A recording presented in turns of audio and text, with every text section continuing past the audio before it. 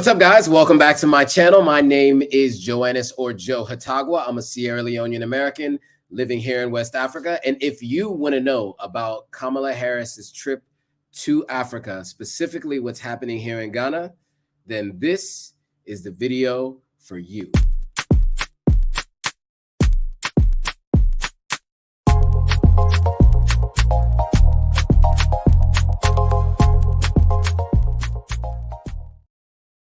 Watch along with us. All right, guys, welcome back to my channel. Again, this is Joe Hatagwa, and we are live. We're live on LinkedIn, Facebook, Instagram, YouTube, and Twitch. So those are the networks we are live on, or the platforms we're live on. Today, we're talking about Kamala Harris here in Ghana. If you are watching on Instagram, the link is going to be pinned in my description. I have a presentation today that I'm going over, as I always do. So if you want to see what we're talking about today on screen and you want to see everybody's questions and comments, jump over to the link in the profile. That'll take you directly to my YouTube live so that you can watch along live. The Honey Jar US was finally able to make it. Shout out to the Honey Jar US. And everyone else joining. So again, if you guys are joining on Instagram, go to my profile and watch the live on YouTube so you can follow along with the presentation. So I'll expect to see you guys over there. So just jump over there and you guys can watch along. In the meantime, for those of you guys who are joining on Instagram, let me know that you are on YouTube. Let me know that you guys can hear me. Give me a thumbs up so I know you can hear me. I guess I should say Instagram, LinkedIn, and Facebook, and Twitch. If you guys can hear me, give me a thumbs up so I know that you guys can hear me. And if you plan to stay on the Instagram, you're more than welcome to stay. Feel free to just give me a thumbs up so I know you can hear me there. Let's see. I always watch playbacks. The Honey Jar US says, I always watch playbacks on YouTube. Nice. Well, I'm glad you could catch me live today. So again, if you're just joining on the Instagram live, I am live on YouTube, and I'm going to be doing a presentation today. I'm going to go through the details of this Kamala Harris trip to Africa, what the implications of this trip and what it means. And so if you want to follow along, feel free to go to my profile and click on the link there. So if you guys are watching on Instagram, you can do that. And then for those of you guys who are watching on YouTube, we'll get right into it. I haven't gotten any thumbs up, though. Can you guys hear me? I just want to know that you guys can hear me. I'm waiting to hear back from you all to make sure you guys can hear me. Give me a thumbs up so I know you can hear.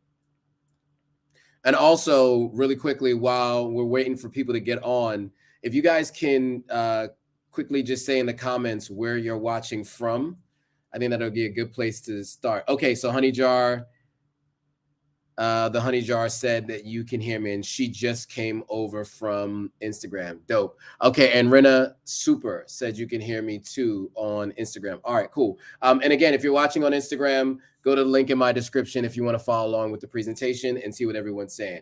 Miss V says you can hear. Nice. And Will Dub from the DMV says you can hear. Nice, from the DMV. All right, cool. The last time I was in the DMV was the first time in over 10 years. I was there at the end of last year.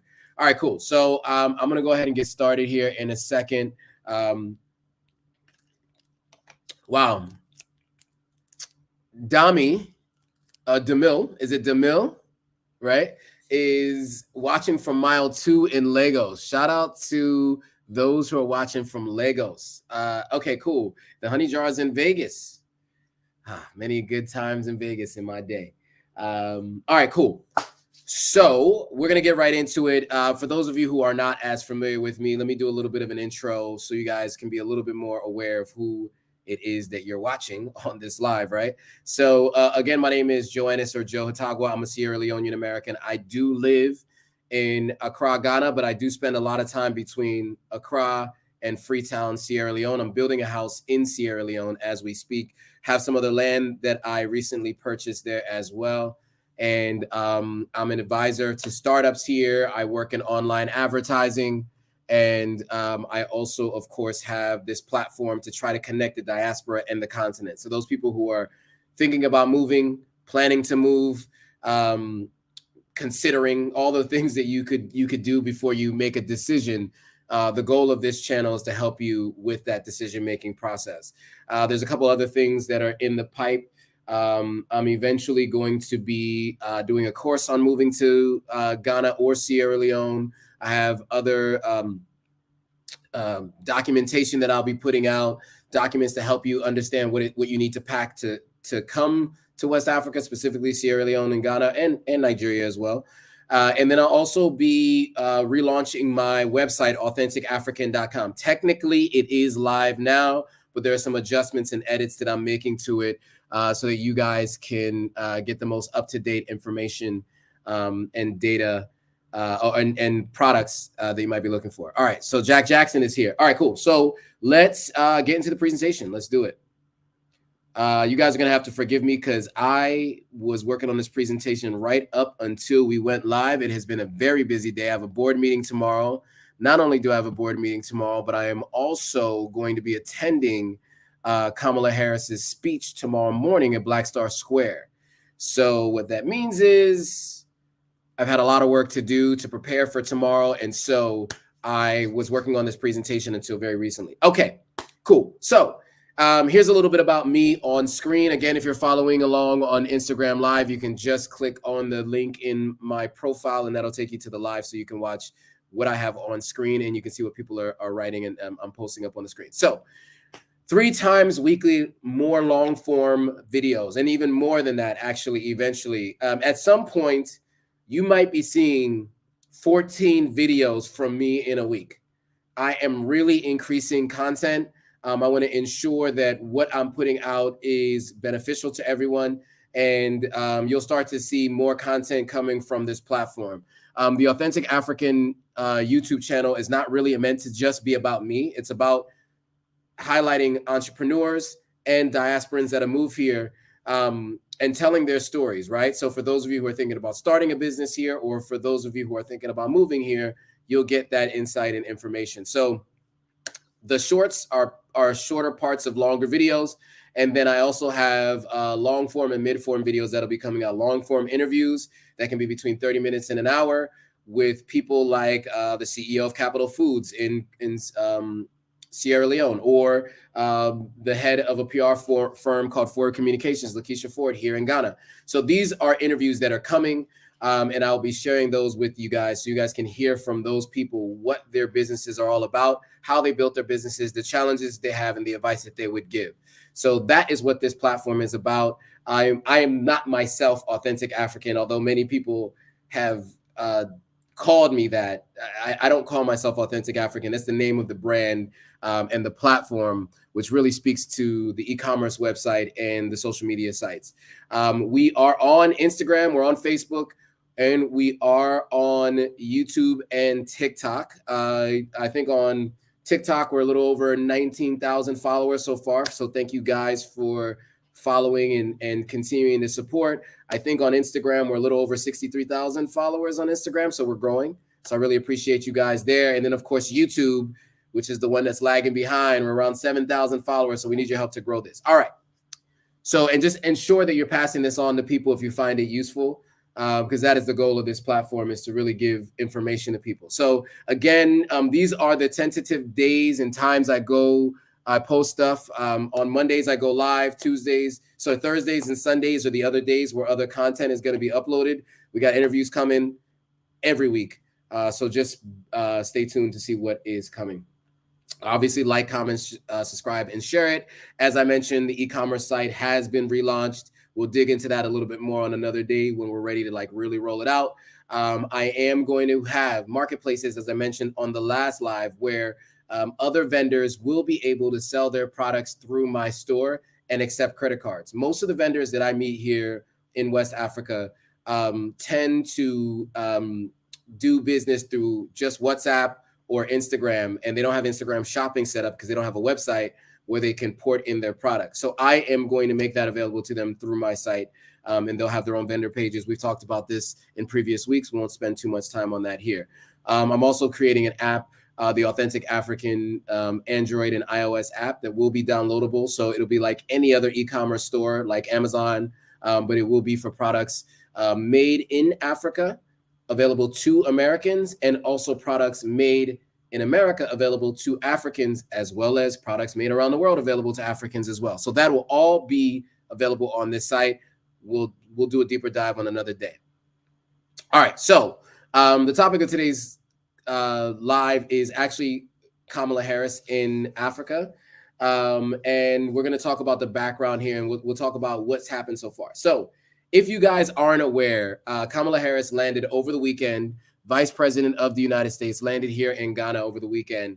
And this is a historic trip in many different ways. Obviously, she is the first Vice President of the United States that is a woman and a woman of color, right? So that's one piece of it. She will be visiting 3 countries over the course of a week.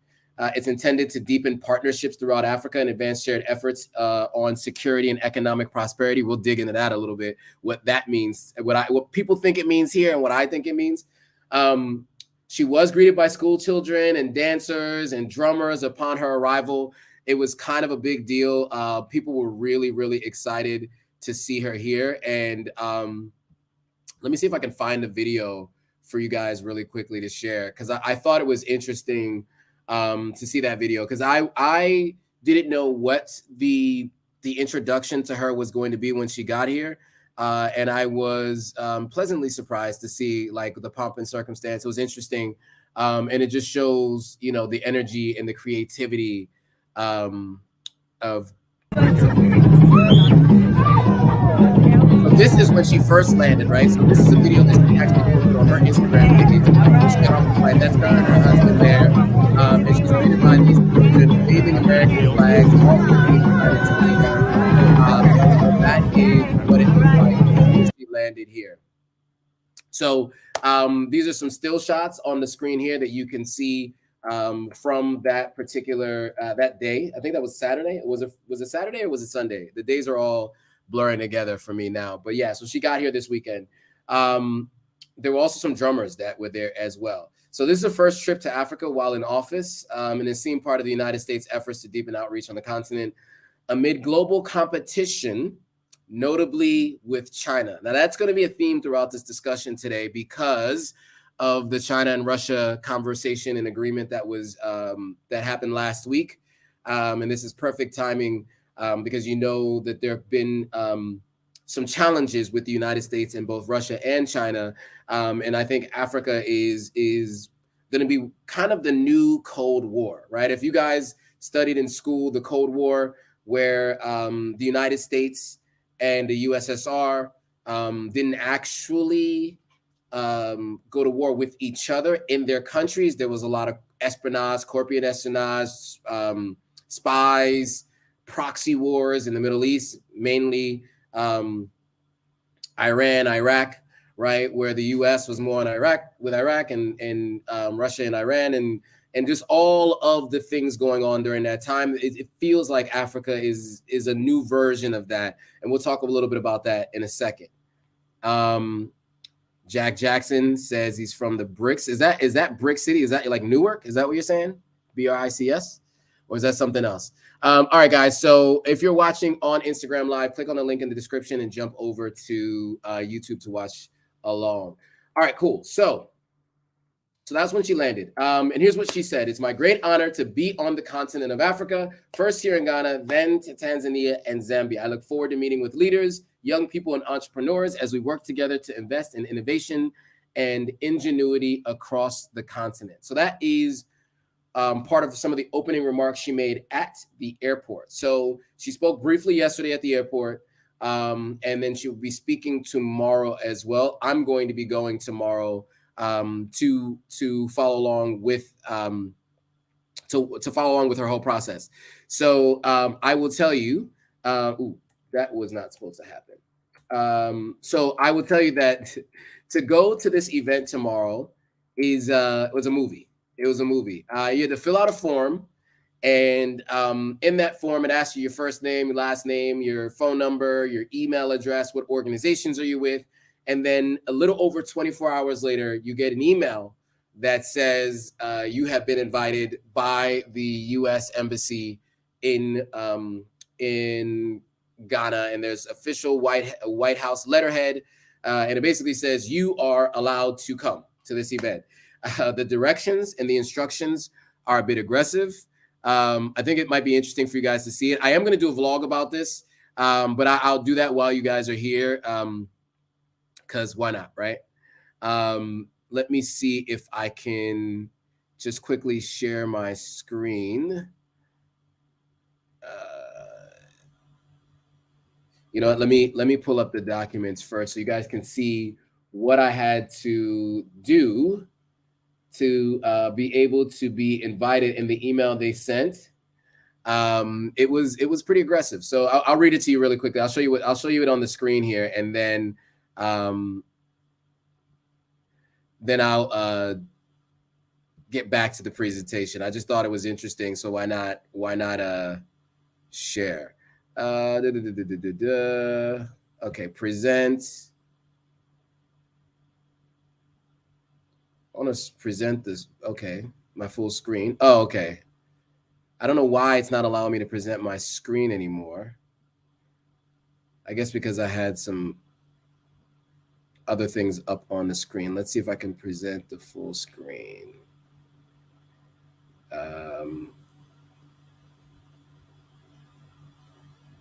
Okay, it's not actually allowing me to share my screen anymore. That's interesting. Let me. Okay. Yeah, let me stop sharing that, and let me just remove that. And now I can present the full screen. There we go.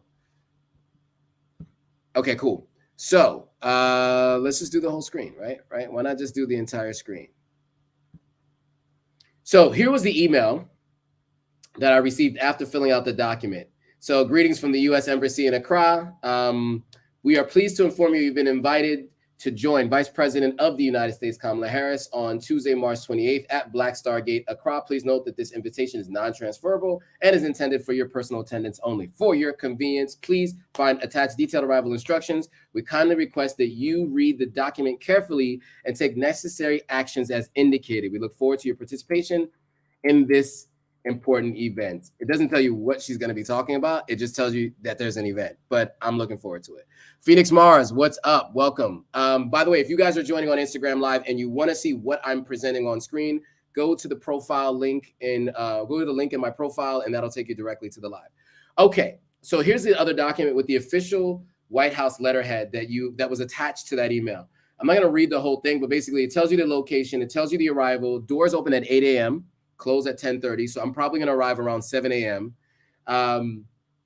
There's a specific instructions about where you can go, the size of the bags you can have. You can't have posters. They don't want anybody protesting. No posters or signs. You can't have umbrellas because I guess they can be seen as weapons. You can't have knives, firearms, weapons, otherwise sharp or dangerous objects. So I will not be taking my pick that I use to comb out my beard with because I do not want to get it confiscated. And any other item deemed hazardous by the United States Secret Service. So obviously they are trying to protect the valuable assets, the U.S. Vice President. So here is an interesting look at what the path looks like. So if you get dropped off here, you have to walk all the way down this path, this yellow dotted line. Here is the security checkpoint, and then you have checkpoint, and then you have to walk all the way across here to where the event is going to be. So basically what they're trying to do is funnel everybody into one space so that they can check each individual. And so cars will be blocked off here, so you won't be able to go around Black Star Square, the Freedom and Justice Arc. You won't be able to do that. You actually have to go all the way around to Independence Square, walk across Independence Square all the way to where the event is going to be. And I'm sure that they've already staked it out and checked it all out for days in advance because the vice president is coming, but it is obviously a very high security event. All right, cool. So that's that. I just wanted to quickly share that with you guys so you can see what it's going to look like and what I was asked to do. All right, so Ms. V says, U.S. is done. Russia and China now in charge. She wasted her time. They're not accepting USD no more. A lot of countries, LOL. Yeah, I mean, that was some of the conversation last week between the Russia and China bilateral talks. They were deciding that they are going to be moving to, at least for the debt in China and even some of the other investments that they're going to do, they're going to do it in local currency. So in Chinese currency and in Russian currency. Other countries such as Brazil, India, and South Africa have also talked about it as well. And so Jack Jackson's mentioned this too, in some other countries in the Middle East. Kwame is here. What's up? I'm well. Hope you are too. That is one of the reasons VP Harris is on the African continent. So that is why a lot of people think that they're here. And we're going to talk about the skepticism around the visit for sure. We'll get into that. Okay, so why is she here? So Vice President is expected to visit Ghana, Tanzania, and Zambia as she focuses on economic development, climate change, food security, and rising youth population. For the American administration, the objection is to deepen and reframe U.S. relationships in Africa, focusing on the continent as a place of growth and investment destination, not just aid packages. I think we talked about this before. There's so much money given in aid to Africa, and Africa has always been seen as a giant continent of third world countries which need handouts instead of handshakes, is the way I like to describe it, and business dealings. And that's one of the things that I think has been interesting about the way China has been dealing in Africa versus how the United States has been dealing in Africa. China has approached it more in terms of business relationships. That puts African countries in debt, but it's still in terms of business as opposed to aid. So, and there's been a lot of it, and the U.S. is still trying to catch up. So this trip is seen as an opportunity to consult and engage with partners on shared objectives and to address global challenges. So what's the significance, right? First, it's seen as efforts to deepen outreach, as I mentioned, because of the competition with China. It's aimed at strengthening partnerships throughout the continent, of course, on security and economic prosperity. Again, to combat Russia and China, right? That's an obvious area that they'd like to combat.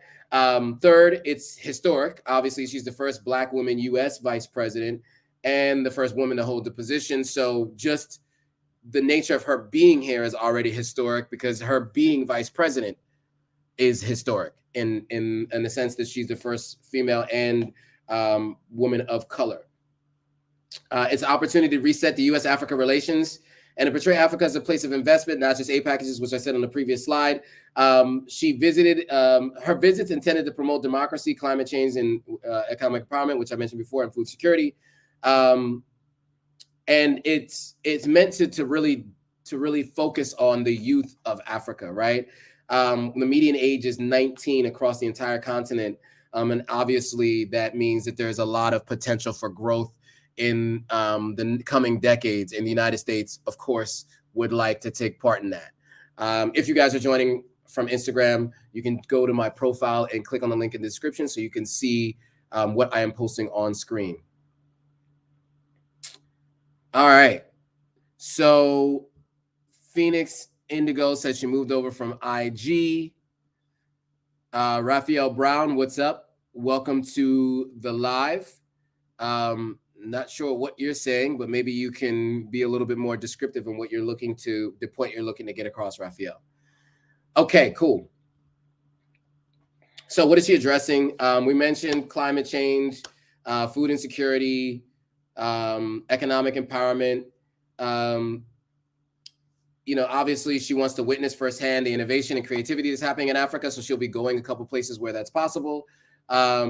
Also, she's going to be visiting Cape Coast Castle while she's here.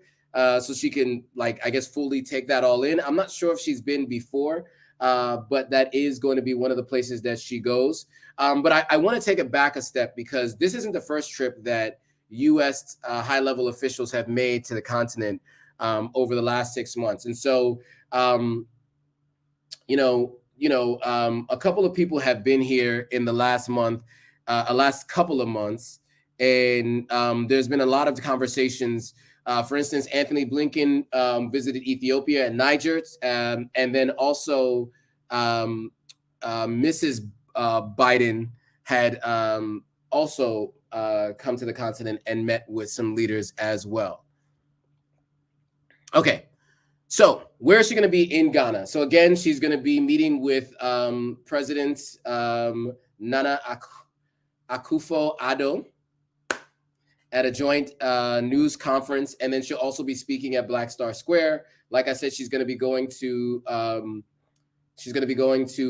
Cape Coast Castle, and then she's actually going to be going to a recording studio to meet with women entrepreneurs in Accra. And then also, I do want to mention that as a Greek or a person in sororities, Black sororities, she is meeting with a few Black sororities as well. I think there's going to be a brunch. That's not public, but I happen to know because I have some friends in from Sierra Leone and other parts of the world to meet with her for that brunch. So I'm interested to hear how that goes. Unfortunately, I was not invited, so I don't get a chance to go to that. But I'm interested to see what they discuss. And she will be stopping by Tech Incubator when she gets to Dar es Salaam. So I want to go through some of the other countries, why she's visiting there, and what she'll be doing there. Let me just see if there's any other questions in comments.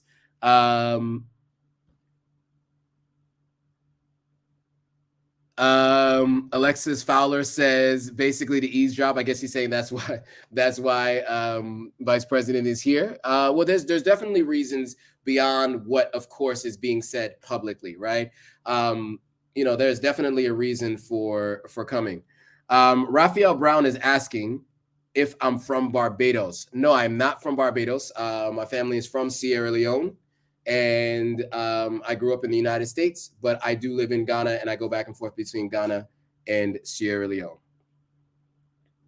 Kwame is saying, I don't see any benefits for Africa and Africans with her visit. We'll have to see what the long-term benefits are. They definitely have some thoughts and ideas, so we'll see. Jack Jackson says, it's not protocol for a VP to meet with the president of a country. It depends on the country, and it depends on the two countries. So the United States, a very significant amount of time with smaller countries, they tend to have Secretary of States, vice presidents, and others meet with presidents of other countries. The United States president does meet with other presidents of other countries. They tend to do it for much larger bilateral talks. So for instance, right, Biden, I think last year, the year before, met with Xi Jinping in China. Biden also met the first year he was president with Vladimir Putin, the Russian president. And so it does happen from time to time where the US president does meet with other presidents of other countries. Unfortunately, when it comes to the continent of Africa, it usually is after they're no longer presidents that they meet with African presidents. It just has to do with how they think about the continent, to be honest with you. Would it have been better for Joe Biden as president to meet with other presidents to show how serious the United States is about strengthening trade relations? Maybe. And that's a question that might have to be answered by someone else at another time, but they decided to send the vice president instead. And so that's how the United States tends to do things from time to time. Ms. V says, I don't see any benefits why the U.S. would be here.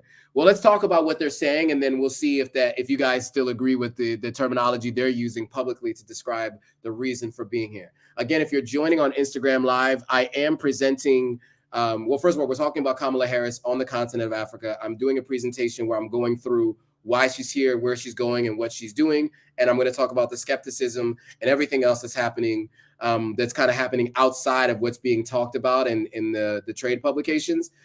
If you want to see what I'm presenting on screen, click on the link in the profile so that you can join live and see what people are saying as I put their comments up on the screen.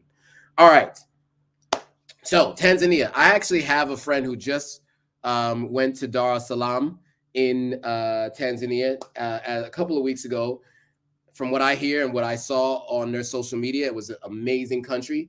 And so after her trip here, Kamala Harris's trip to Ghana, on Wednesday, she's heading out to Tanzania to meet with the president, Samia Hassan, on that. That's going to be on the 29th.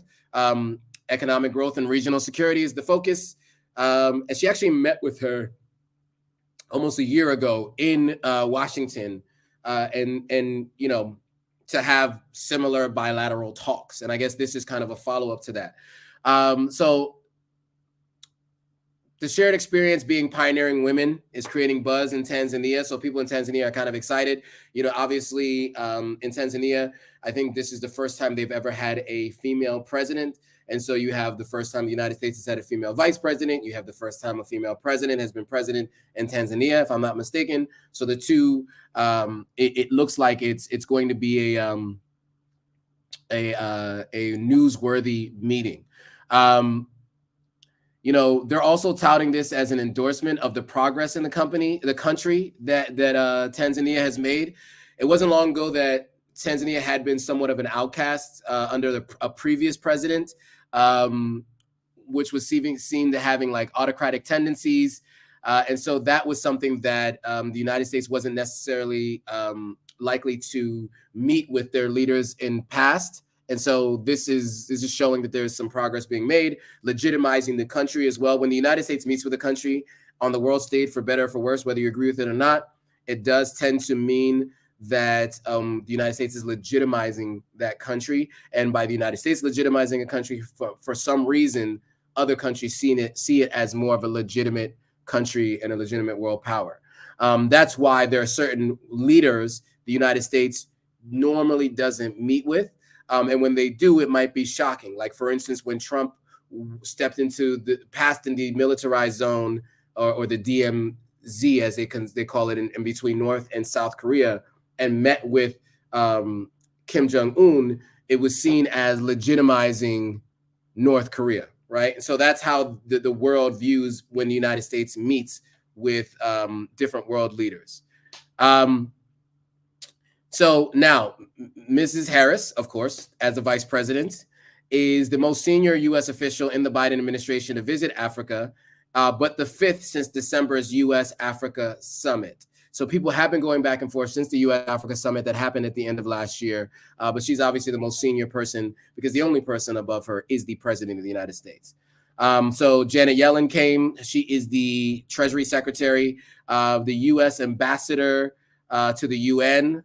Linda Thomas Greenfield also came. And then, as I mentioned, First Lady Joe Biden and Mr. Blinken also went to the continent of Africa. This actually comes of interest where people are thinking, obviously Africa needs to be treated fairly and not be treated like a continent full of countries that need a handout. All right. So, So Ms. V said, LOL, Kenya said they're dropping the dollar. U.S. is broke. The U.S. has been in a lot of debt for a long time. I don't think people know it. I've read many books on the history of the world. And one of the things they talk about is world powers, they decline slowly and then all at once. And so I think the United States, and we talked about this in the past, the United States is potentially subject to that. Most people in the U.S. are not really aware of that. And part of the reason why I'm diversifying my interest is just because I want to ensure that I have real estate in many different countries outside of the United States. I want to ensure that I have businesses and sources of income in many different countries and not just the United States.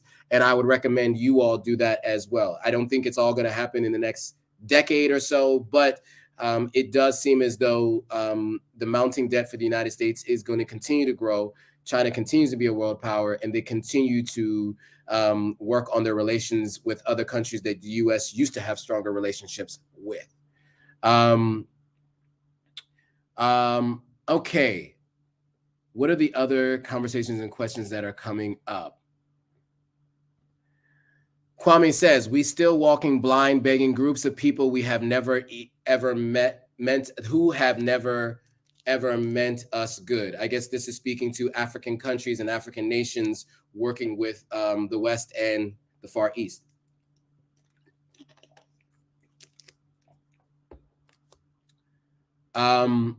Raphael Brown, not really sure. So Raphael Brown is asking about, do you know slaves already came to Africa? You are from Sierra Leone, so why are you coming to Ghana? So really quickly, so Raphael Brown's question about why I'm in Ghana is maybe a good question, and I don't want to get too far off topic, but in case anybody else is interested, and I don't want people to feel like I'm not answering questions that are coming up. So to be clear, I am back and forth between Ghana and Sierra Leone. As a matter of fact, I spent more time in Sierra Leone last year than I did in Ghana. I'm building a house in Sierra Leone as we speak. I do go back and forth between Sierra Leone and Ghana. I do live in Ghana full time because in terms of my current career and future career prospects, Ghana was the place that had the most available opportunities. And so I moved to Ghana. So if anybody else is wondering, that is why I'm in Ghana, even though I am a Sierra Leonean. Hopefully that answers your question, Raphael. Moving on. Ms. V agrees to something I said earlier. Okay, cool. So we talked about Tanzania. Now we'll talk about Zambia. So finally, as the last part of the trip, Kamala Harris, or VP Harris, is going to be visiting Lusaka, Zambia's capital, on the 31st of March. So she's going to spend 2 days in Tanzania, and then she's going to head over to Zambia to meet with their president. She's going to talk about business and business and philanthropic leaders to talk about expanding access to digital and financial systems. And then, of course, the Democratic Republic of Congo is directly above Zambia, as you can see, and the United States has a lot of interest in the DRC and the Congo. And so I am sure a good part of those discussions are going to be talking about relations with their neighbors to the north, as with Tanzania, because Tanzania also technically is separated by a river from the Democratic Republic of Congo as well.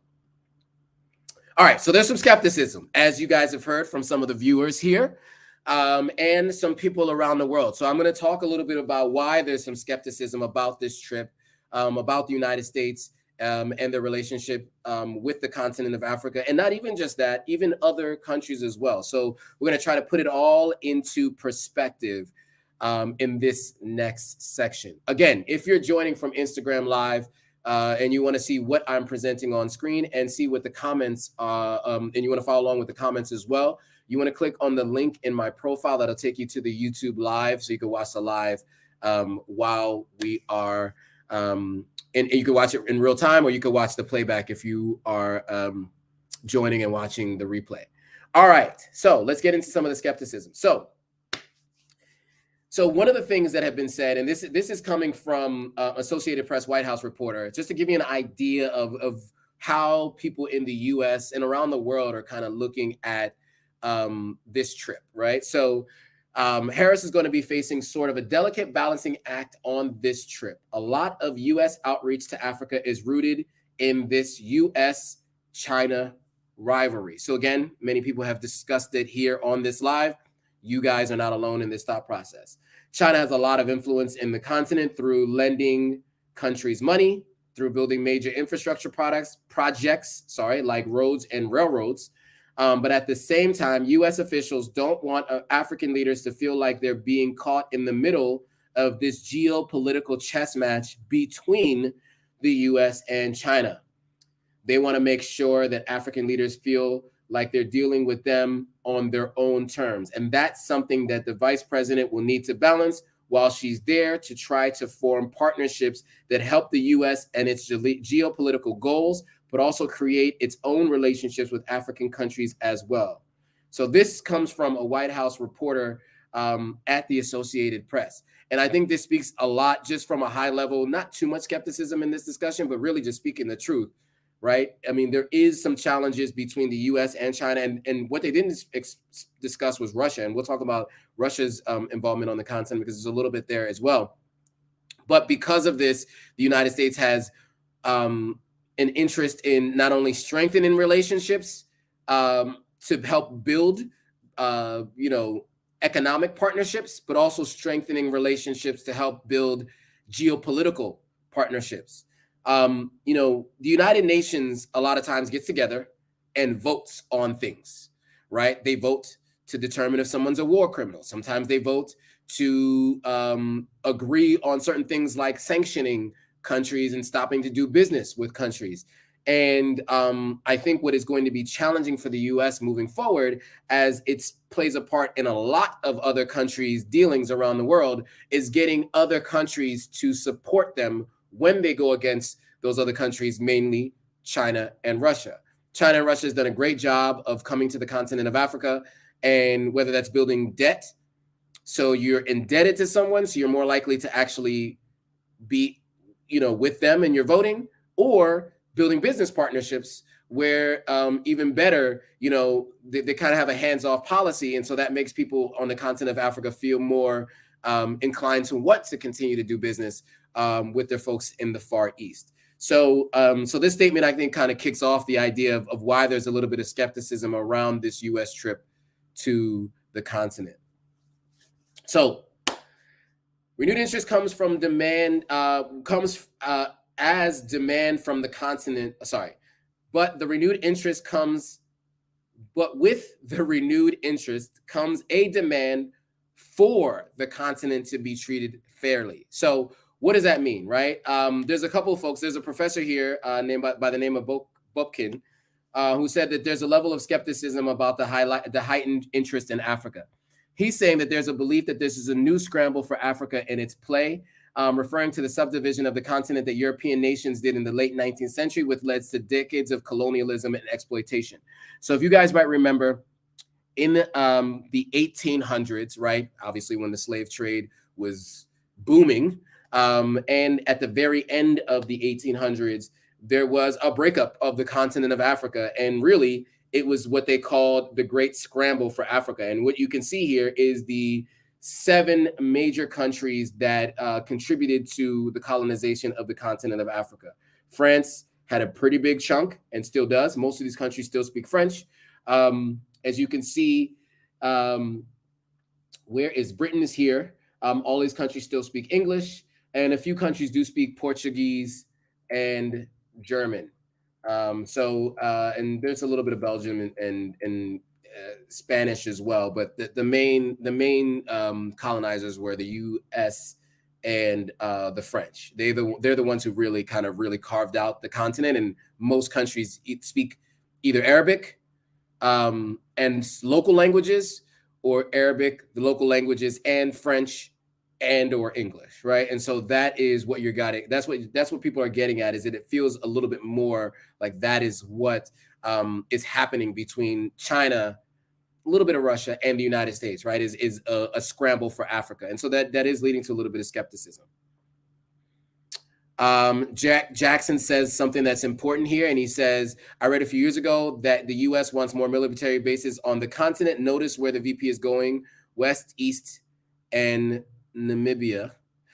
So to be clear, there are already military bases on the continent. There are already military operations happening on the continent, and there have been for quite some time. That is not new. Of course, with that, I think you can probably garner some thoughts around if there were any conflicts to break out between some of the adversaries of the United States in those areas. For whatever reason, the United States will be there in full force with military strength. Okay. So this trip is also seen as an offensive against Russia and the China partnership. So if you guys are not aware, last week there was an interesting meeting between Xi Jinping, who is the prime minister of China, right? Is it the prime minister?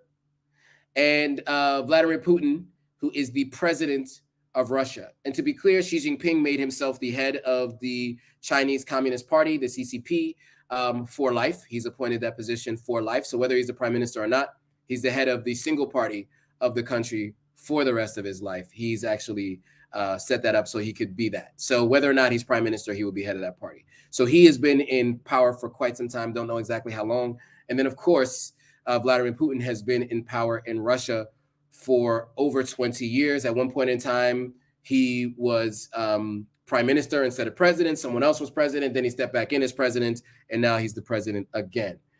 In their matching mauve-colored ties, as you can see here, I guess it's kind of like a purple, both Putin and Xi Jinping declared a new era in the global order, and according to this article, at least in the short term, endorse their respective territorial ambitions in Ukraine and Taiwan. So we've talked about this previously. The United States in the Ukraine is kind of a testing ground for what the United States might need to do in Taiwan, because in the same way that Russia was looking to invade Ukraine and, of course, make the Ukraine a part of Russia again, it looks like China may also be doing the same with Taiwan. If you guys are not aware, the United States and many other countries recognize Taiwan as an independent nation. China does not. So just in case you were aware, I don't know if you did, if you were or not, but that is one of the issues. So this article, I want to be clear, says the world's two most powerful autocrats unveiled a sweeping long-term agreement that also challenges the United States as a global power, NATO as a cornerstone of international security, and liberal democracy as a model for the world. Both of them are considered autocrats by this article. And of course, you may also agree with that statement, knowing that they have both been in power for extended periods of time, and it looks like they will be in power for the foreseeable future. It doesn't look like there will be any democratic elections to potentially have someone else take over as head of state in either of their countries. So again, what Russia said in their statement is specifically this: when it comes to investment, our countries have compiled a package of 80 important and promising bilateral projects in various fields worth around 165 billion. We support using Chinese.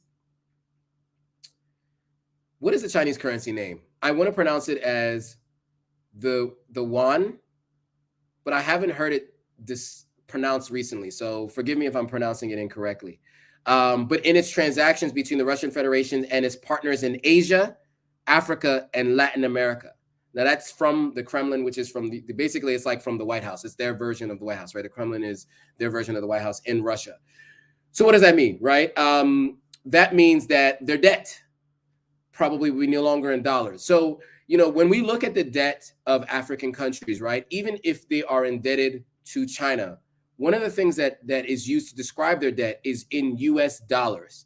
And I always found that interesting, right? So when we talk about the debt to the continent of Africa, they say it's about $50 billion or so. Was it $150 billion? Somebody correct me. But it has a 50 in it. It's either 150 or $50 billion. And that number has always been spoken about in dollars. And I always presumed it was spoken about in dollars because dollars is just the easiest way to describe international currency. But it's actually because the debt is in actual dollars, right? It's not in the currency of the countries they are in debt to, which is interesting. And so that looks like that will be changing in the coming years, leading up, I guess, to 2030. It looks like, at least in terms of these conversations between these two countries. And we're talking about China and Russia in particular. So here's some of the challenges that she might face. And this is she, meaning Vice President Kamala Harris, or the country of the United States. Russia's presence in African countries has increased, especially in countries that experienced coups recently. So Russia has been known to do this in past years where there have been coups, and the United States has been known to do this as well. So the United States and Russia has both been known to do this. Where there have been coups, Russia has been known to step in from time to time. Specifically, Burkina Faso and Mali, have had people like France and other countries try to tighten their relationships because Russia has moved into those countries and has really worked on increasing their relationships there. And of course, their invasion of the Ukraine has given Western nations added sense of urgency, winning over more African countries because the UN votes to condemn it. And that divided a bunch of African nations. We talked about this previously. A bunch of African nations either did not vote to condemn it or did not abstain from voting, which of course makes the West pretty nervous, right? Because the expectation of the United States is that everybody's going to be on their side and everyone's going to vote to condemn the invasion of the Ukraine. So half of all abstentions from the vote came from the continent of Africa. So, some people didn't vote at all.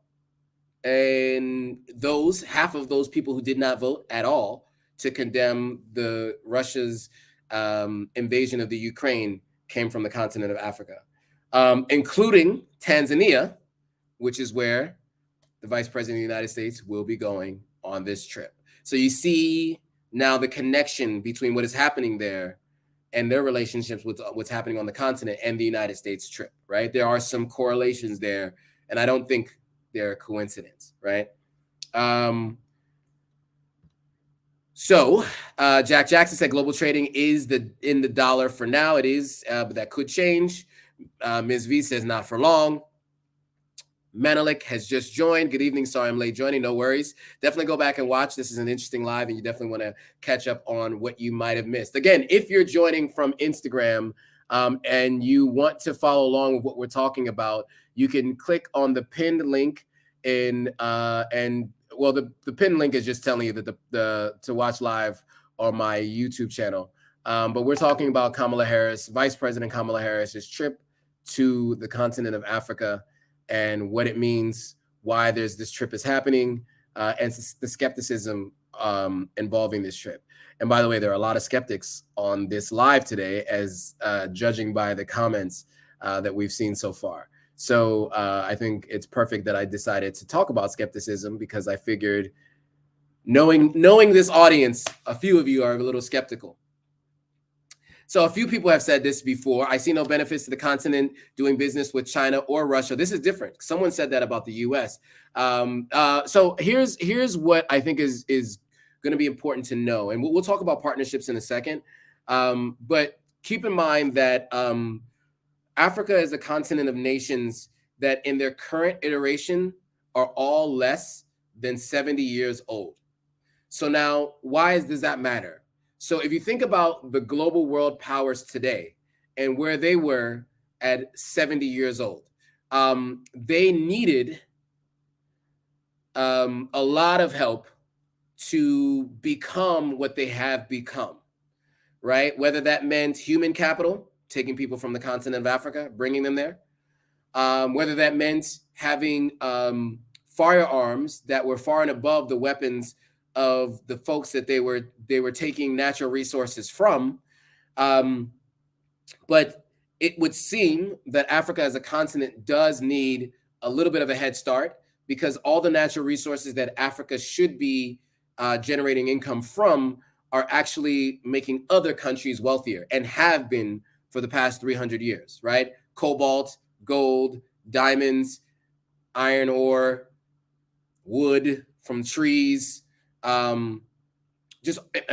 even music, right? I mean, all the international music labels and record labels are now working on tours and trying to sign artists from the continent. I mean, every possible resource on the continent is trying to be used by others for financial gain.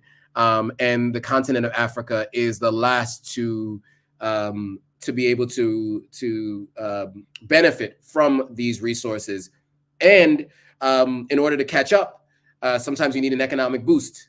And so doing business with other countries that are willing to offer infrastructure, solar farms, all these different things, renewable energies, these are things that are going to help accelerate the countries on the continent of Africa. And that is why they are choosing to do business with folks in the Far East, like China and Russia.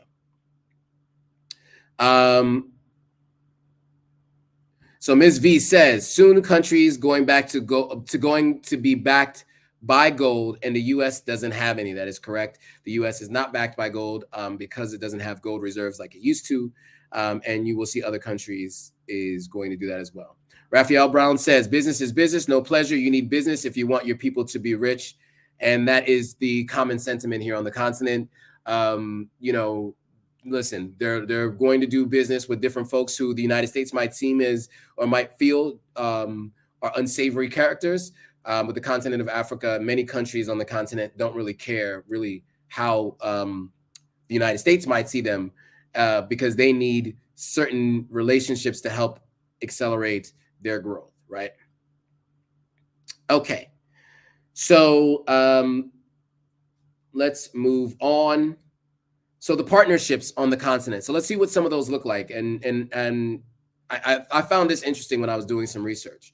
So as I mentioned, China has a non-interference policy in countries' internal political affairs. So why is this important? This is really important.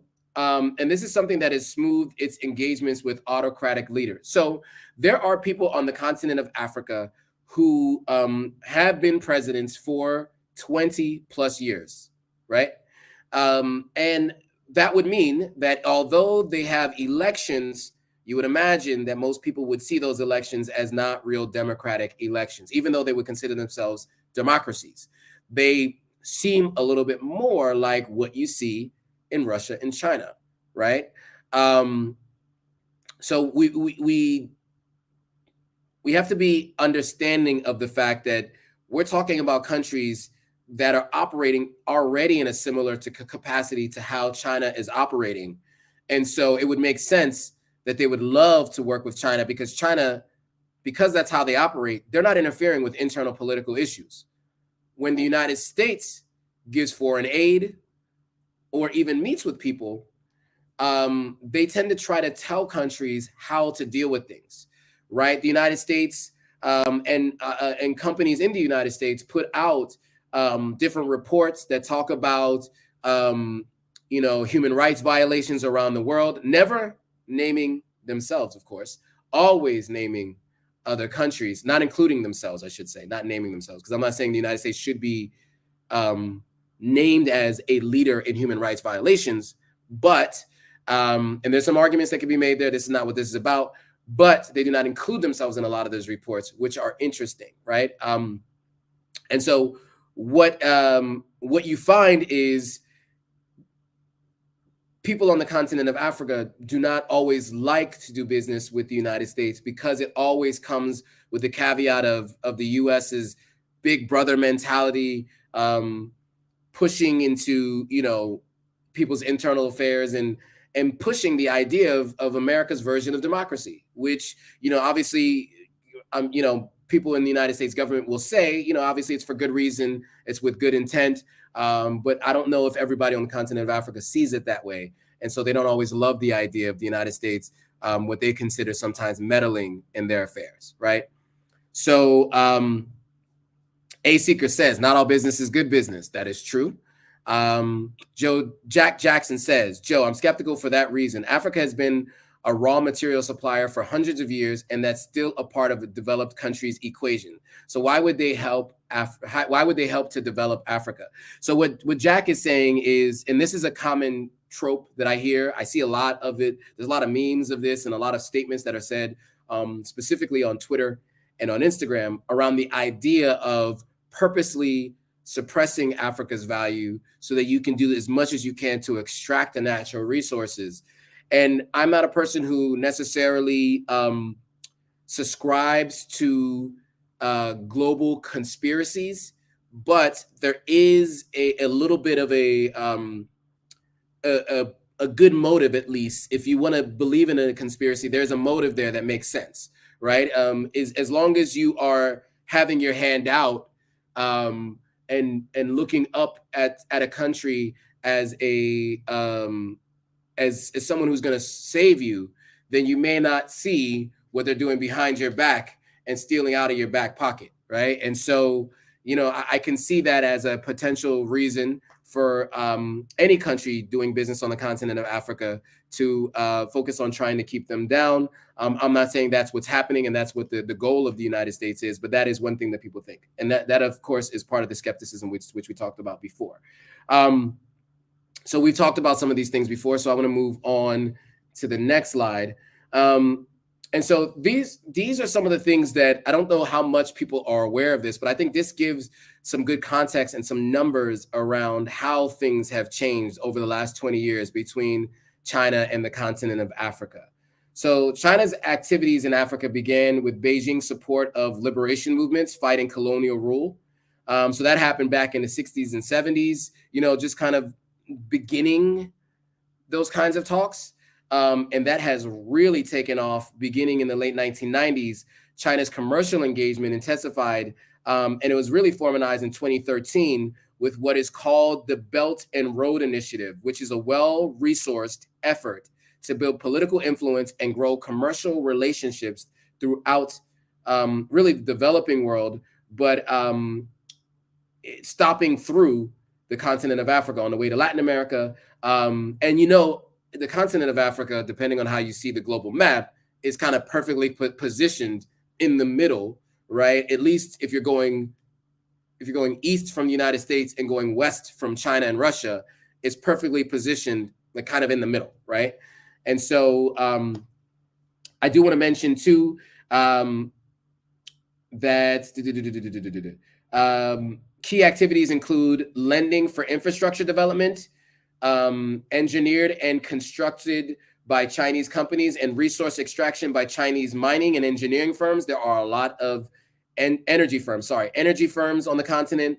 There are a lot of mining firms, mining gold in Ghana. I've seen mining iron ore and diamond in Sierra Leone, from what I've seen. And then Ethiopia, Angola, and Zambia have been a priority for China. Now, Zambia, of course, is another area where the vice president is visiting, right? China has grown as president in almost every country in Africa. Over the decades since the Cold War, Chinese influence in Africa has increased significantly, while the U.S. influence has pretty much flatlined. So all of the international trade publications, many scholars, historians have all agreed that this trip by the vice president of the United States seems to be not only about just the United States and Africa, but really it's a much broader picture. And if you know the U.S. Is very strategic in its moves, and it makes sense that they would do something like this with larger future potential implications and the ability to hopefully for their sake, right, increase relationships with the continent.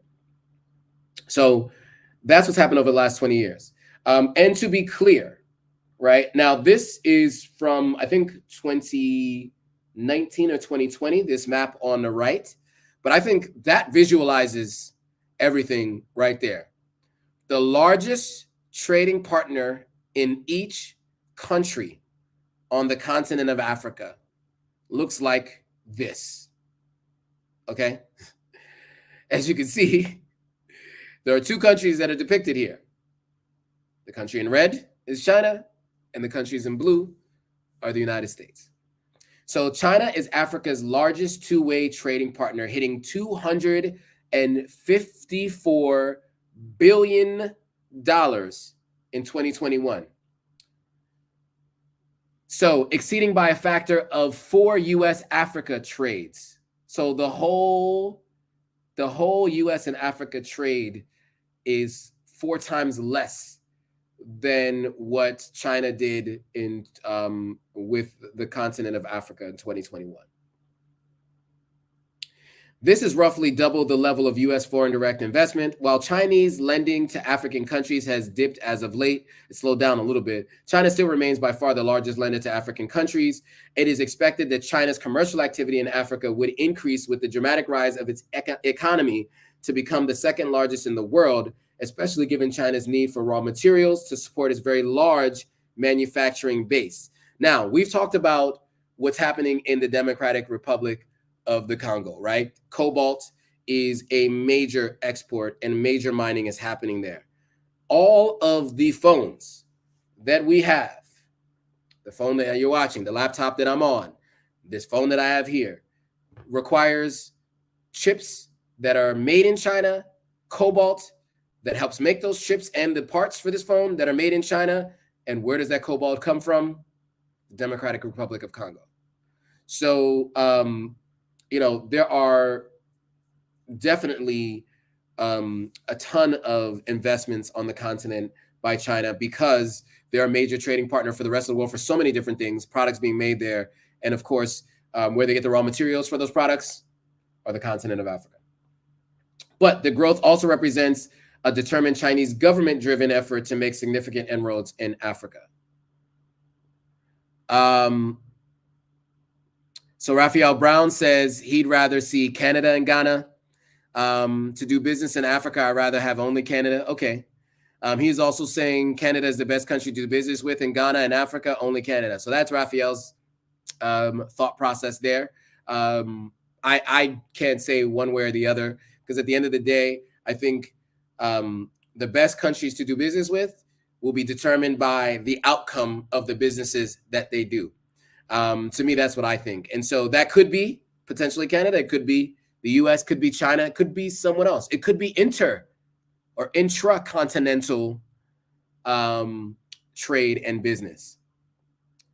IAS Production says Africa doesn't need aid from the US. Uganda already told them to keep their aid. Yes, they did. But we're talking about now trade partnerships that go beyond aid. We're talking about actual trade partnerships that are beginning to form on the continent of Africa. And that's really what China is focusing on. And that's also what the United States is supposed to be focusing on with this trip. Okay. So most African countries do desire good relations with both the United States and China, wanting, of course, to avoid a fallout from a major power rivalry. So it does feel like Africa is from what I hear on the ground and the news articles I read, they do feel a lot like they're becoming a pawn, much like what I mentioned about what it's felt like in Afghanistan and Iran and Iraq throughout more recent times, and then also throughout the Cold War, when it was the US and the USSR having these challenges. It feels like Africa feels like this is what's happening here on the continent of Africa. And so, obviously what happened in the Cold War, which I mentioned before, there were proxy wars that were fought in Africa during that time. Obviously some Africans view China as a positive development model. As you guys may or may not know, like 40 years ago, China was not even close to the second world power, right? And what they've been able to do with, basically, developing an economic superpower and also a nuclear superpower. So military strength, economic strength is honestly a marvel. What they've been able to do in the last 40 years to become the top. It usually takes countries, hundreds of years, like the United States, for instance, or other countries to really take over and become that big. And China has systematically figured out how to do so. And they have really grown their middle class. And so they've grown a middle class, they've grown their upper class, and they've done a lot of manufacturing on the continent. They've done a lot in terms of, building economic stability and becoming the go-to for manufacturing and debt now as well. So, so this favorable impression is actively cultivated by Chinese diplomacy throughout Africa. Sometimes U.S. interests will require pursuing Africans to choose, such as when the United States pressed African states to vote to condemn U.S.'s invasion of the Ukraine, of course. China abstained, by the way, from that vote. But in general, U.S. diplomacy in Africa will be more effective when it's not framed as an us or them proposition. Because again, Africa as a continent, and I'm speaking for the entire continent, I know, but from what I've read, does not want to be seen as a pawn in these geopolitical battles. So early in the Biden administration, Secretary of State Anthony Blinken told allies that the United States would not expect them to choose between Washington and Beijing. This approach, however, will come under increasing pressure if relations between the two major powers worsen. So we'll have to see what happens. And then, of course, post this trip. So the last thing I want to talk about here is maybe, at least what this article says, and I tend to agree, how the United States needs to play to its strengths while competing with China. So when the United States companies are not technically competitive against Chinese and other firms in certain industries, such as road and bridge construction, because the Chinese firms have much lower costs for structures and benefit from decades of African experience. But some U.S. companies are competitive, including the health, financial technology, so fintech, right, and renewable energy sectors. So the United States probably would should focus on those business sectors. Obviously, also the United States has another great asset with a large and vibrant African diaspora by force or by choice. Many of them whom maintain commercial connections with Africa. I read somewhere that almost, was it $15 billion per year or something like that, maybe if it's even more, gets remitted back to the continent of Africa from diasporans living elsewhere. Companies like Western Union, MoneyGram, Raya, World Remitly, the large share of the funding that goes through those platforms are from diasporans coming to the continent of Africa. So it's just really important to understand that. The United States and the summit and the U.S. Africa summit obviously was engaging and profiling the diaspora as well. So the United States also remains a source of inspiration for a large majority of Africans who aspire to democratic governments. Washington should continue to support African Democrats, and that means democracy, right? Not Republican Democrat, but democracy, civil society, and media that are pressing for open and inclusive governance, often in the face of repression. China, on the other hand, opposes these values, according to this article. Now, again, you have the people who want to see democratic leadership. They want to be able to know that when they vote, they are going to be actually voting to install a president that they really wanted. Some of the leaders on the continent may not see it that way, and they prefer the Chinese non-confrontational approach to doing business. Okay, so a couple of comments, and I want to go through some of these. And then continue to ask your questions, put comments in the chat if you want to keep the conversation going. So A Seeker says, I'm concerned with how much control the African countries will give to China. It seems like they might do anything for access to money.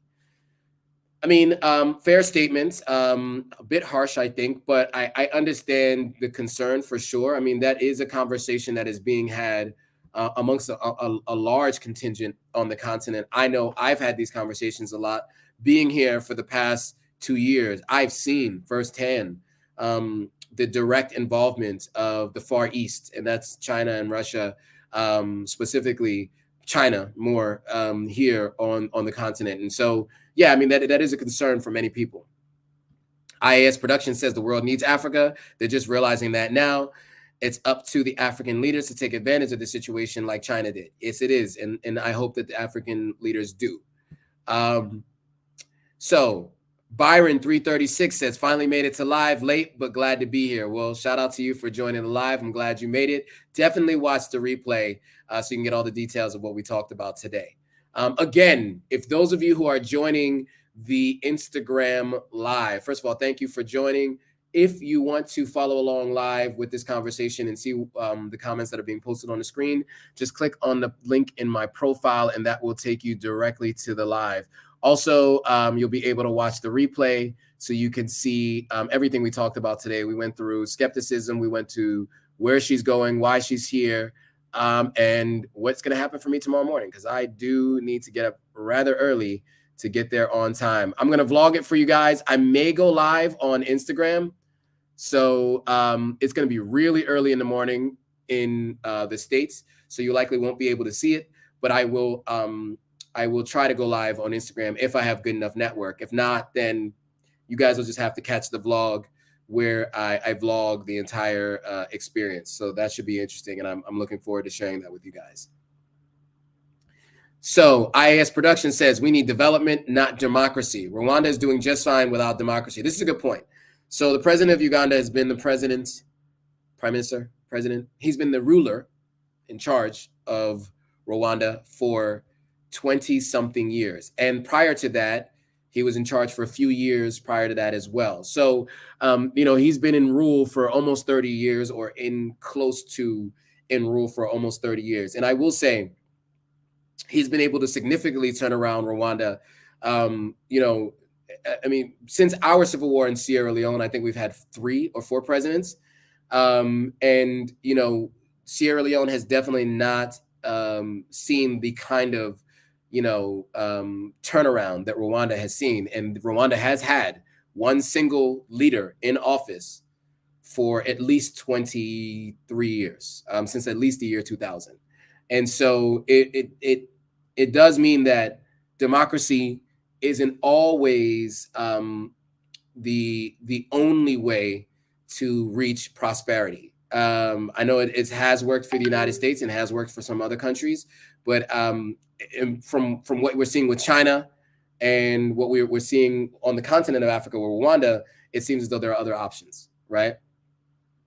But yeah, so that, guys, is, and we have a bunch of more people joining the live, and I really appreciate you guys joining the live. Make sure you go back and watch the replay, because I want to ensure that you guys get all this information, those of you who are joining late. So a couple of questions. Africa Revenge says, sorry, a bit off topic. Sorry to be off topic, but how's the weather in Sierra Leone right now? That's where you are, right? I'm not in Sierra Leone right now. I'm actually in Ghana right now. I will be in Sierra Leone in a couple of weeks. But in terms of the weather, it's usually about 87 degrees. That's what it was 2 days ago. So right now it's around 87 to between 80 and 90 degrees is what it is right now. I was at the pool on Sunday, enjoying a nice day at the pool. Big Zanva says, diaspora should come up with a monetary fund system for healthcare and also have dedicated places for health service. I like that idea. Something that could be really interesting. Yeah. Well, take someone like you, people like the folks on this live, to actually institute something like that, because we cannot rely on governments to do it. IAS Production says, Rwanda is ahead of us when it comes to development. And I'm guessing us meaning Sierra Leone. That is true. Vernon Alexis says, yo, it's an insult, $100 million. What specifically are you talking about on the $100 million? Big Zanva, I like the idea of the diaspora coming up with a monetary fund system. I think it's a great idea. It's going to take somebody to work on it. Absolutely. Absolutely. Any other questions, comments, concerns, thoughts before we draw to a close? I want to thank you all for joining. This has been a great conversation. I have kept in mind that there are a couple of topics that are going to be coming up. I am going to do, I was going to do cannabis on the continent of Africa this week, but because Kamala Harris, the trip was announced over the weekend, I decided to focus on that today. I thought it was pertinent, and so I wanted to have that conversation today. Either next week, we'll talk about the consulting business that I'm starting here, and the ability for you all to reach out to consult about the move here, whether that's driver's licenses, that's dealing with people at customs, et cetera, et cetera. I am going to be launching that. The person who I am partners with, it was her birthday this past weekend, so she was not going to be available for today, and to finalize our discussions on that. So I didn't want to share our services until she is ready. So that may be next week. And if not, that may be next Monday. If not next Monday, the following Monday, we'll have a conversation about the consulting service that I'm doing here in Ghana. Separately from that, we will also do a cannabis on the continent of Africa, and really talk about the size of the opportunity on the continent, because it is huge. And we'll keep you up to date on who's legalized it and how it's been legalized across different countries. Vernon Alexis says they offered $100 million for 3 countries. That is not a reflection of how Western countries stripped from Africa, and I feel they still unsought our intelligence. Yeah, I mean, look, obviously an investment that's a lot more than 100 million would be ideal, since hundreds of billions of dollars have been generated from the resources that have come from the continent of Africa. But at the end of the day, $100 million is $100 million more than what we were talking about before. So we'll see. Africa Revenge said, the thing I'm a bit worried about is everyone coming to the continent and not helping the locals. What do you think? So this is a great conversation that's been had a lot about diasporans coming to the continent. By the way, if you're joining from Instagram Live, I am live on YouTube, and I'm presenting and also putting comments on the screen. So if you want to see what everybody's saying in the comments on screen, you can click on the link in my profile, and that'll take you directly to the YouTube live. Africa Revenge, to answer your question. So I think that there's a little bit more to this than that, though. So one of the challenges with a large influx of people who have a higher net worth than the people that are already here is gentrification. I was corrected before by someone saying it's not gentrification. I still believe it's gentrification, but we can agree to disagree. However, in the sense that you have folks coming here, and like I myself have employed, regularly employed, like I pay monthly. I've employed 3 different people that I give money to monthly, right? So I have a social media manager in Nigeria. I have a social media manager in Sierra Leone. And then I have a driver slash, caretaker in Sierra Leone. And they are on a monthly payroll. If I did not, okay, sorry, I forgot to mention, I also have a housekeeper here in Ghana as well. So 4 people that are on a monthly payroll. If I was not here, those 4 people would not be on a monthly payroll, right? And so because I'm here, I've actually employed 4 people, right? I've also taken up space in an apartment for 2 years. And so that ensures that a manager of this property is continuously getting a paycheck. So I think there are second and third order effects of the diasporans coming here and locals actually benefiting from that. Also, what has happened is a lot of people who own property are charging US dollars to Americans. And so that allows them to be able to not deal with the issue with their currency deflation or decrease in value. They can still get paid in the US. So just keep in mind that there are definitely many benefits for locals just from folks who aren't even trying to benefit locals. Not to mention, I eat at local restaurants all the time, right? And many others who come here do as well. Locally owned, locally staffed, and local food. I've eaten so much jollof rice here. It's not even, it's ridiculous. Also, I eat a lot of fruits and vegetables. So a lot of market women are benefiting from my twice weekly purchases of all the ingredients that go in my salads and all the ingredients that go in my fruit juices and my fruit salad. So there are many people who are benefiting from just me being here. And just imagine many of the others that are moving here. So Big Zonva said, definitely will check in for this. I'm building in Ghana. I think this is about my consulting services. So yes, there will be more conversations about that for sure. Jack Jackson says, I think a lot of you need to understand how to invest in real estate on the continent. I'm currently somewhat. Yeah, I mean, so you guys are all aware, right? I own or co-own 4 pieces of land. One is at least 3 acres. One is 1.5 town lots, and another is a 4 town lot piece of land. And then there's other like smaller town lots that I own. Now, right now, those are all costing me money to develop or costing family members money to develop.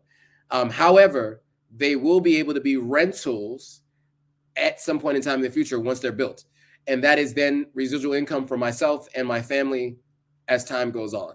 And it is cheaper to buy here, but the credit system is different here. So you're paying out of pocket for a lot of different things as opposed to taking a huge loan from a bank and paying double what you pay to the bank, right? The cost is the cost. So you're paying at cost, but it is coming out of your pockets.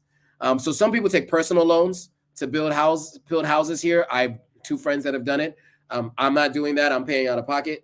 It does mean that it's going to take a longer process, but it also ensures that I don't have to pay, the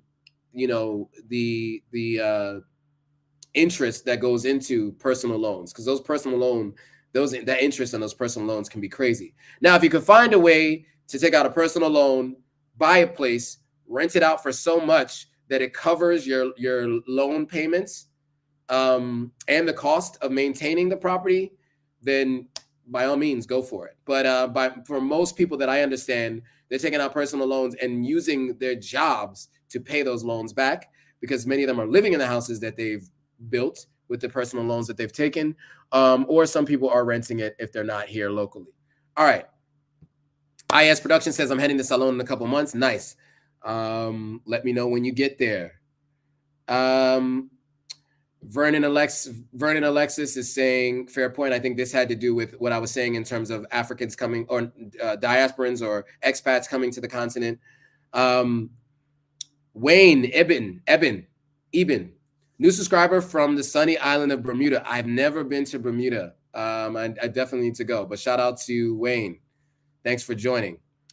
Jack Jackson has an idea: investing in real estate on the continent. I'm currently somewhat afraid. So we can talk about this. I mean, I've done about 4 different conversations about real estate on the continent. So I've met with Ghana Bound. I did a live with them. I've gone live with Maya King as well. She's a real estate agent here. Ghana Bound, they have real estate that they represent as well. So I've gone live with both of them. So I've talked about that.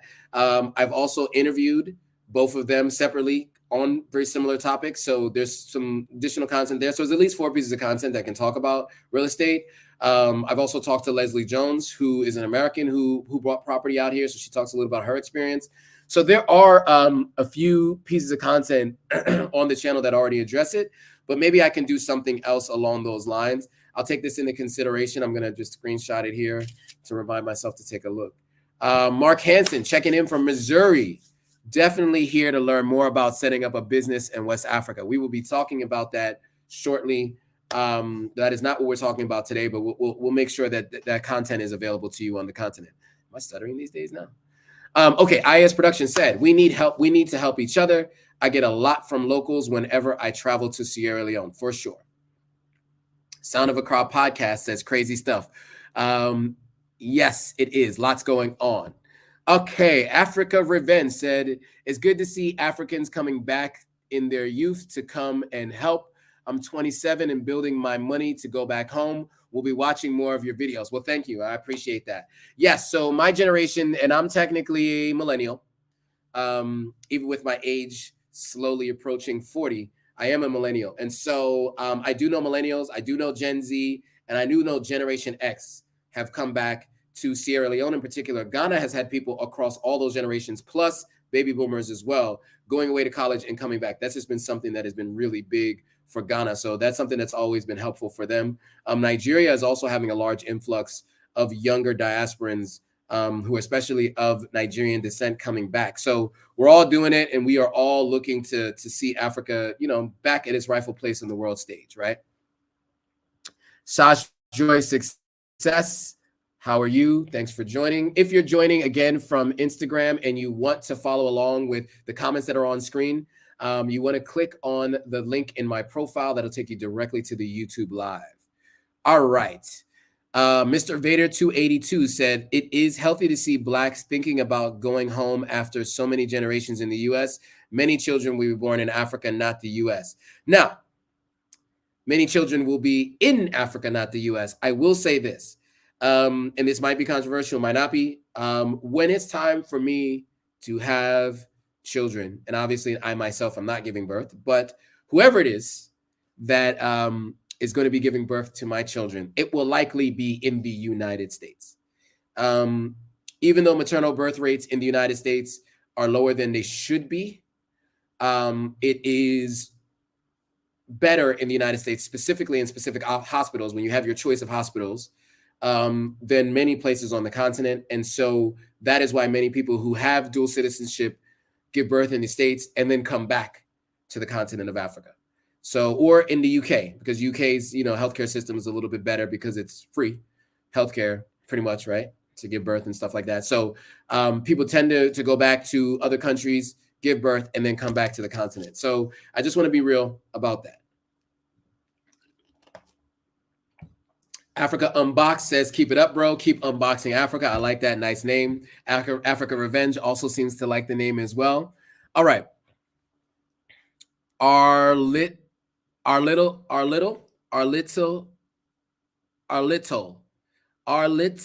Arlitzalo Castillo or Castillo. I don't know how to pronounce it. Let's take it easy, African brothers. This interest of the West and East in Africa cannot prevent us from building the United States of Africa. Yeah, a lot of people have been talking about the United States of Africa for sure. To fulfill the dream of Malcolm X, Marcus Garvey, Patrice Lumumba, Amilcar, I don't even know Amilcar, obviously Kwame Nkrumah, Thomas Sankara, and Colonel Gaddafi. Whew, Gaddafi is one, he's a polarizing individual for sure, but he did believe in one Africa. I will say that.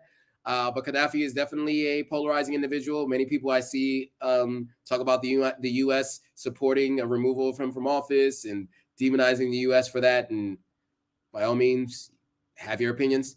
But there are also many people who agree that Colonel Gaddafi was committing atrocious human rights violations. And so he's a polarizing individual.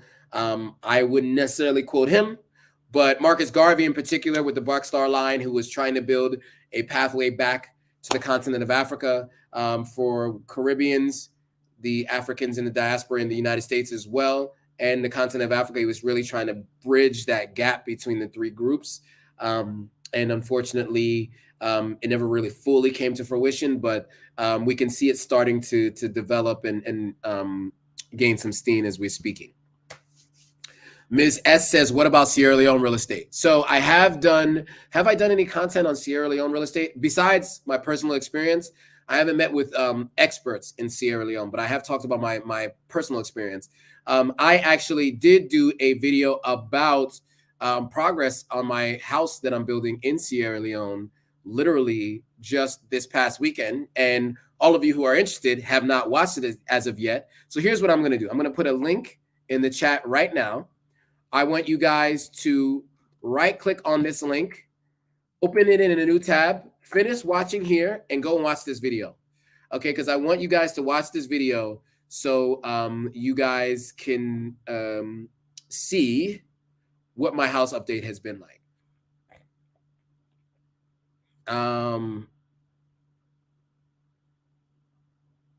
So Mr. Vader has some thoughts about Kamala Harris and who she married, saying that because of who she married, he believes, or they believe, that she does not relate to the pain points. Let's be very clear that I don't know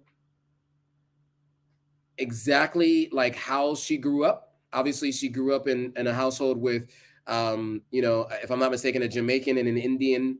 Both, I think, were immigrants to the United States. And if anybody knows, immigrants in the United States work really, really hard to gain any foothold in the United States and to progress. They're also very, very big on education. So that would make sense as to why she did get her education the way she did. But be clear, she is in a Black sorority. She did go to a historically Black institution for undergrad. So, whatever you might believe about her and who she decided to marry, let's be very clear that she does have a very Black experience being in the United States. Now, her career path, you may disagree with how she went about it and all those things. I'm not disputing any of those things, but I'm just saying, I don't know if you can say who she married determines whether or not she has she can relate to what Black people in America have gone through.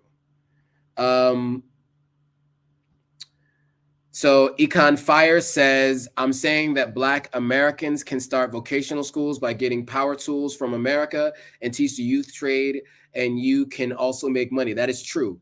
I'm also, that's the thought process that I've always had. Ever since coming to Sierra Leone for the first time, I wanted to do a Hatagua Industrial School, HIS, and that would be modeled off the Hershey Industrial School, which was the original name of Milton Hershey School, which was the boarding school that I went to. Milton Hershey was the guy who created Hershey's chocolate, who couldn't have children, started a school for orphan white boys. Before he died, he left his deed open to interpretation, so they let children of color in the 70s and girls in the 80s. And so my family was one of the earliest families to go to that school. And as far as the Black families, in the first, like probably the first African family there, in the 80s, 83, I think, or 82 was the first of my family members that went there. Then you had 86, and then you had again 89 was when I got there. And that had such a profound impact on my life that I would like to do something similar. That is something that is further down the line. I have so many other things I need to do in the meantime, but I do plan to build schools and take that model of industrial, because the Hershey Industrial School was done pre the industrial or during the Industrial Revolution, and it gave many of their graduates the skills needed to go out into the world and to be employed and to be in demand. And I think we're going to need to do that for the continent of Africa as more of the continent is becoming industrialized. It's going through its own industrial revolution, obviously as evident by what is happening with China and all of the things that they're doing here on the continent. And we want them to be hiring more African folks. IAS Production says, I'm 43. Africa is on the up and up. I see it when I travel around Africa. You're 100% true. You're right about that. IAS Production said, it depends on the country in Africa when it comes to the healthcare. It does. But in general, if we're being honest, the United States and in the UK does have better healthcare, at least in terms of birth, and pretty much almost all general, like in terms of the doctors available, on the high end. To be clear, I'm not going to just any public hospital in the United States when it's time for whoever it is that's giving birth to my children is giving birth, right? When I got knee surgery in the United States, I went to one of the best knee surgeons in the world, right? And because he happened to be located right there in Beverly Hills. When I got some dental work done, I went to some of the best dentists in the world, located right there in Beverly Hills in Los Angeles, California. And so, you know, when it comes to giving birth, when it comes to any kind of surgery, I recommend obviously going to some of the best. I had knee surgery in high school at Penn State Medical Center.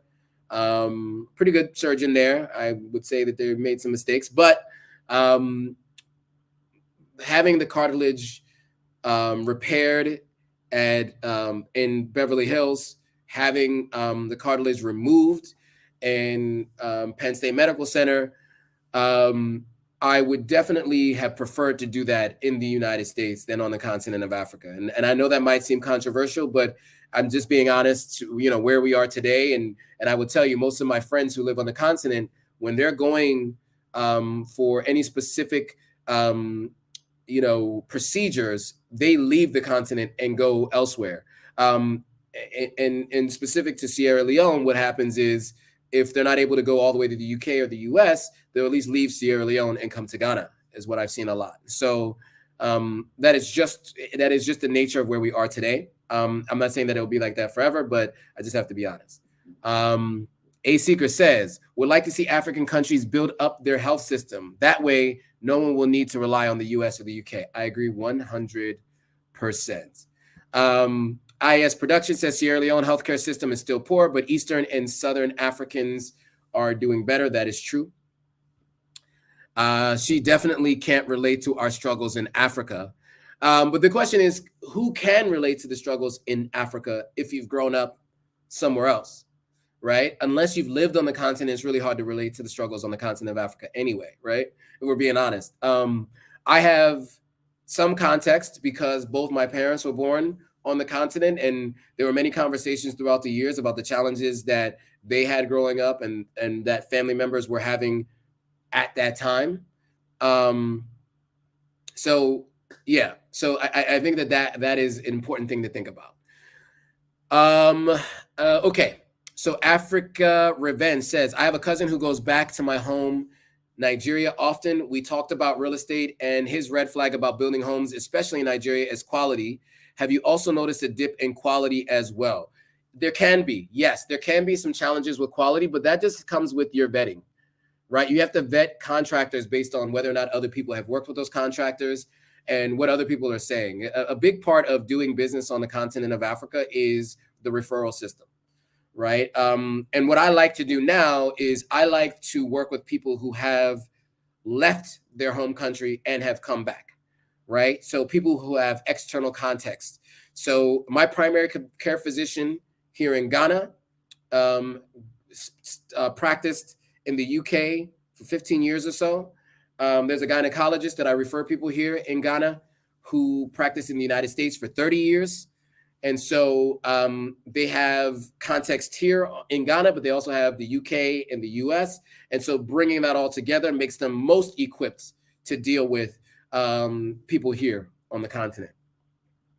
Patricia Matthews says, bless up, everyone. Patricia, of course, is Jamaican. What's up, Patricia?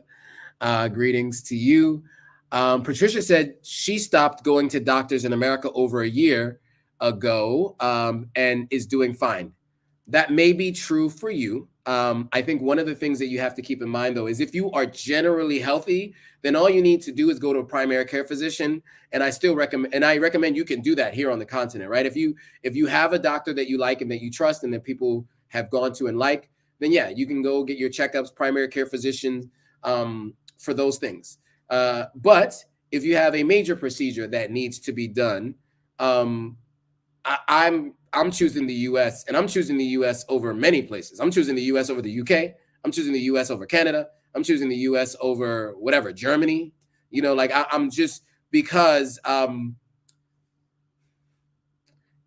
some of the financial incentives built by how the healthcare system in the United States works, it does push for some of the best in those fields because they want to get paid really significant amounts of money, right? And so, you know, my surgery was $4,000 for cartilage repair in my left knee. $6,000. I think when it's all said and done, the outpatient, all of the things, the fees and everything, I think comes out to like $6,000, right? And he used the proprietary method, but I think it took him hour and a half to do the cartilage repair. And if I'm not mistaken, I think he made $4,000 for an hour and a half of work. Like, it's not a bad way to pass an hour and a half, right? And he's done this cartilage repair like thousands of times or hundreds of times. So, you know, it was like he did it in his sleep, like just sewed it up, got me out of there. And so, you know, obviously, you know, this guy, he's worked on Russell Westbrook. Okay, I didn't say his name, so patient. Yeah. Anyway, he's worked on many famous athletes and folks who have had pretty significant knee surgeries. And of course, I would go to him for knee surgery than anyone anywhere in the world, just because you go to the best of the best, no matter who they are. So just being honest. I hope that is clear to everyone. Miriam says, Africa, be aware. She's scoping out to gather info on Africa to secure the next $100,000. Be careful for any GMO food. Okay, can't really speak to that. I don't know if you guys know this, but YouTube doesn't love when you use those words or talk about potential conspiracies. They will shadow ban you, and I cannot read those words out loud, so I won't. Sorry about that, Miriam, but I get what you're trying to get at, but I don't even want to go down that path. I want to keep this to, I want to ensure that we can maximize the number of people who can view these videos. So, and I do want to be clear on some of this stuff. Sometimes when people mention stuff on the live, I may agree with you. But sometimes some of you folks say things that are pretty incendiary. Or sometimes some of you folks will say things that are in the realm of conspiracy, right? And although you may have good reason to believe in these conspiracies, I cannot read or talk about my agreement with some of those things if I want to maximize the number of people who get a chance to view this content. So just to be clear, I want to make sure that you guys are clear on that. So don't ever feel like I'm skipping certain words that you guys say, or I don't put what you say on the screen. It's because it will limit the amount of people that get a chance to get all this good information, and I don't want to limit that. So I just want to make sure that you guys are clear on that. Okay, Patricia Matthews says, we must remember it's Africans who build up all the other countries, including the United States or the White House. Now we diasporans are looking to join our brothers and sisters on the continent and strengthen it. Yes, Patricia, exactly. I met a bunch of Jamaicans here as well, by the way. There's a festival here called Wood and Wata, which is run by Lakeisha Ford. She's a Jamaican American that lives here. Her and her friend, another Jamaican, have a podcast. And I interviewed her, and I will be putting that interview up. So for those of you who are Jamaicans who want to hear from Jamaicans here on the continent, she has a PR firm, incredible story. You're gonna love to hear it. One Love Africa, Patricia Matthews says. IS Production says, one love, sis. Once I leave Babylon, I'm not looking back for anything. That's what Patricia says. We used to manage without them. Let's do self-sufficient care like our ancestors did. Yeah, I would love to. I think the only challenge is that our ancestors didn't deal with the evolution of the microbes that are living in the human bodies today. So many of the natural remedies that they had were better equipped to deal with what we were dealing with as humans at those times. I think with some of the evolution of some of these things, it may take some advancements in medicine to fix some of the challenges. Now, some of the challenges that we have are because of some of the medicines or some of the foods that we eat, but nonetheless, if you are eating healthy like myself, I'm plant-based, it doesn't mean that I cannot have illnesses, and sometimes it does require Western medicine. But I am not a person that takes Tylenol. I don't take flu medication or anything like that. I don't do any of that. I just, thug it out, as they say. YMCMB 1955 says, good evening. What's up, YMCMB? Long time since you've been on. I'm glad that you could join. Africa Revenge says, hit the like button, guys. Yes, hit that like button. People are still joining. We are an hour and 45 minutes in, and we are still getting people joining. I appreciate you all for joining. For those of you who are joining, we had a long discussion about Kamala Harris here on the continent of Africa, and we've now continued the conversation. I'm going through the comments that people are, and we're just continuing the discussion. Mr. Vader 282 says, the U.S. in chaos, Africa should demand justice for Black people in the United States. Patricia Matthews says, we understand, brother, bless up always, of course. Patricia Matthews says, many of us from the Caribbean can help our North African American on using natural health remedies. Any questions, feel free to ask. And there are other people on the continent of Africa as well who have natural remedies. My caretaker sent his wife to Guinea for what they call, what did they call? Country, what did he say? Country medicine. She went to get what they call country medicine. And that basically means she was healed of her illness through all herbs and chants and all different kinds of things that were going on. But it seemed to cure her. At least she expelled things from her system, which were wild. I mean, that's a conversation for another time. Maybe I'll interview him and her about that. It was crazy. The videos and pictures that I've seen is just on another level. You can't even imagine what she had in her body. And she expelled them from her body. It's crazy. I mean, I am a firm believer in a lot of natural medicines and remedies because I saw how they fixed her. And my aunt also, I had an aunt that went to Guinea and also had a lot of remedies used on her, and it stopped she had some kind of degenerative disease that got her down to 80 pounds, and she pretty much went home, and as a last resort, she went to Guinea. She told me the stories about the stuff that they did, food that she ate, the things that she drank, the things that they put on her body, the chants, everything. And she's back in the United States. It didn't completely cure her, but it stopped the degenerative disease where no Western medicine could figure it out. So I'm not saying that Western medicine is the only solution. I'm just saying, not enough people have enough information to know where to go. And a lot of times you're probably going to need a Westernized medicine to handle a Westernized illness.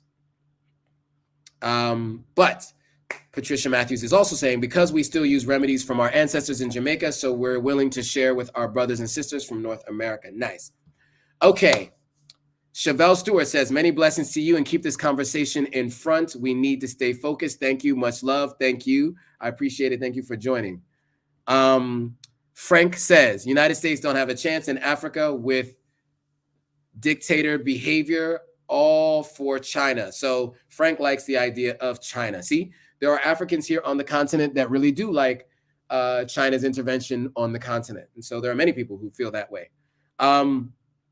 Wow, we are now an hour and 45 minutes in. I didn't think that we'd be going this long, but this topic sparked a lot of conversation, and many of you joined about an hour in. So many of you who have joined late, what you want to do is go back and watch this live all over again. And also make sure you hit that thumbs up on the replay and share this with at least 3 people you know who are wondering what is going on with Kamala here on the continent of Africa.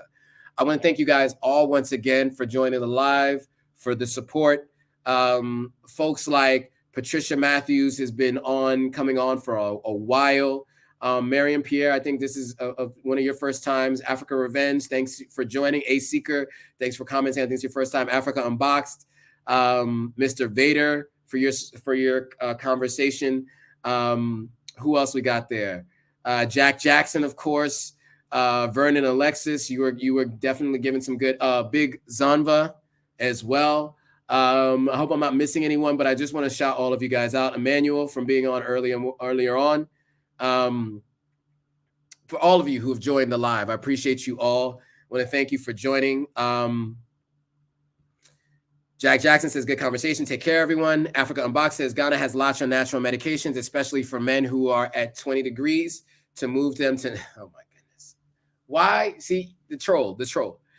Okay, so anyway, yes, Ghana has alternatives to Western medicine. And now I gotta see. Now you guys are gonna make me have to read comments before I put them on the screen, and I'm not gonna be able to put this stuff on the screen. Come on, guys. I know that I know that it was a joke, and it actually is true. You do see these things in pharmacies, but like we weren't talking about that, right? We were talking about other illnesses. Patricia Matthews says, I agree with the president of Uganda. Big up. Enough said. Yeah, there's been a lot of controversial things said by the president of Uganda as of recent. I'm not even going to get into that because some of it was about what some consider discrimination. Some of it was about European aid. I don't know which one you're talking about, Patricia, but the president of Uganda has been going viral a bit as of recent. All right, guys, I want to thank you guys all for joining. We're now an hour and 51 minutes in. If you're joining this later, you join a bit later, go back and watch. We talk all about why Kamala Harris is here. I got to get up really early tomorrow because I'm going to go see her speak at Black Star Square. And so I'm going to have to call it a night. But I want to thank you guys all for joining. I really appreciate you all. You guys have been great. And so with that, thanks for watching. I will see you all on the next video.